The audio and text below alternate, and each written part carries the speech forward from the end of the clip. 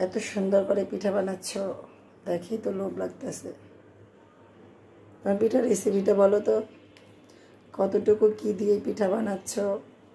আমার পেজে অনেক আপু ভাই রয়েছে, বলো দেখি। আসলে এটা সত্যি অর্থে এটা অনেক মজার একটা পিঠা। এটা মুখ পাক্ষন পিঠা বলে, আমাদের চাঁদপুরের ভাষায় মুখ পাক্ষন পিঠা বলে অনেকে।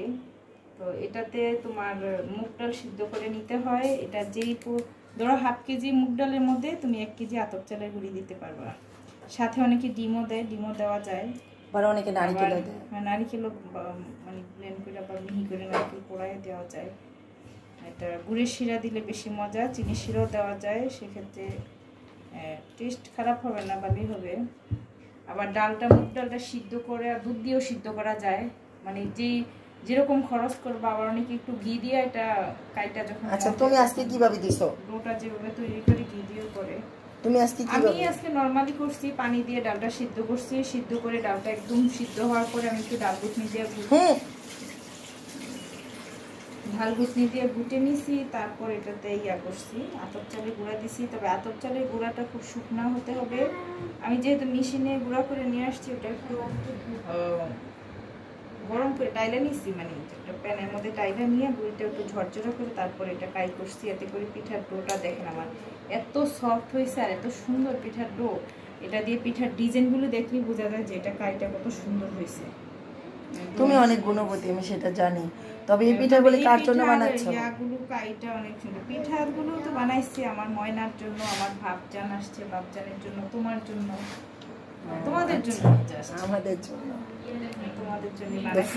কিছুদিন আগেও আমি এই পিঠা বানাইছি, আবার আজকেও করলাম তোমাদের জন্য।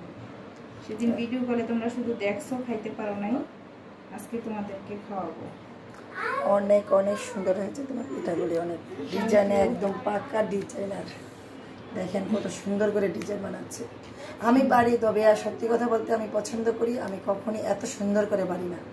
আমি পিঠা বানাতে ম্যাটার করে না, তোমার পিঠার যদি ডো ভালো হয়, বাছতে পারো ঠিক মতো, বানাইতে পারো, ডিজাইন এটা একটা হইলেই হয়, দেখার সৌন্দর্য আর। কিন্তু পিঠার টেস্ট যদি ঠিক হয়, তোমার চাল ডাল সবকিছু। আমার পিঠার টেস্ট ঠিক আছে, অনেক অনেক মজা হয়, কিন্তু ডিজাইনটা এত পারফেক্ট হয় না। হবে, এটা চেষ্টা করলেই হয়। আর পিঠার ডিজাইন কোনো ম্যাটার করে। কারণ আমি আমার আপু ভাইদের সাথে সবসময় সত্য কথা বলতে পছন্দ করি। আমি সবকিছু সত্য সত্য বলে দিই। না হয় তোমারটাও হয়, পিঠা যে হয় না তা না, ডিজাইন পারো, চলে, খাওয়া যায়। ওই তো খাওয়া যায় আর, কিন্তু তোমার মতো এত সুন্দর হয় না। দেখেন কত সুন্দর হয়েছে, দেখেন।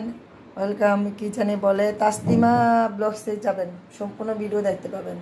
আমি জাস্ট আপনাদের জন্য এতটুকুই আজকে শেয়ার করলাম। গলার অবস্থা আমার তেমন একটা ভালো না, একদমই বসে গেছে, তার জন্য এইভাবে আজকে ভিডিওটা তৈরি করলাম। আল্লাহ হাফেজ। আরাম করে কেউ খা।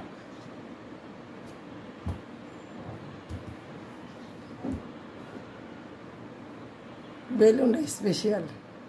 এটা রুটি বানাতে আমার কষ্ট কম, একটু শক্তি লাগে না বেশি। না তুই গেলস নাই আমাদের, আমি তো মনে হয় কত শক্তি হচ্ছে না।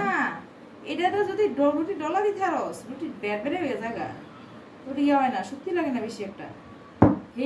এই বেলু আমার শোলার কাছে লাইন লাগে, ভারী ভারী ব্যবহার করে আমি আনা সোজা ইয়ে করতে পারি না।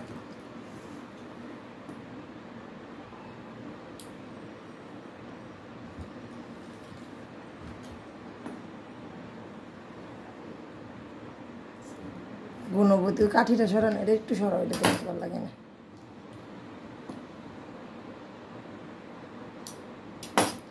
গুণবতী কন্যা, রূপবতীও আছে।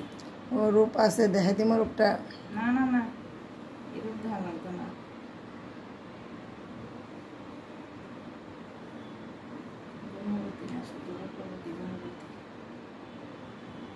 আরেকটা লইতেছে, তারপরে এটা গলাটা বানানো তোর বাসায়, তার একটু যাই মজা করে ভিডিও করবো, গলার জ্বালাই পারে। আইয়া আবার ঠান্ডা পানি দিয়ে খাইতেছি আরো বেশি। দেখছেন কত সুন্দর করে বানাইছে, এক একটা এক এক ডিজাইন। এটা গোল, এটা লাভ, এটা পাতা, এক একটা এক এক শেপ।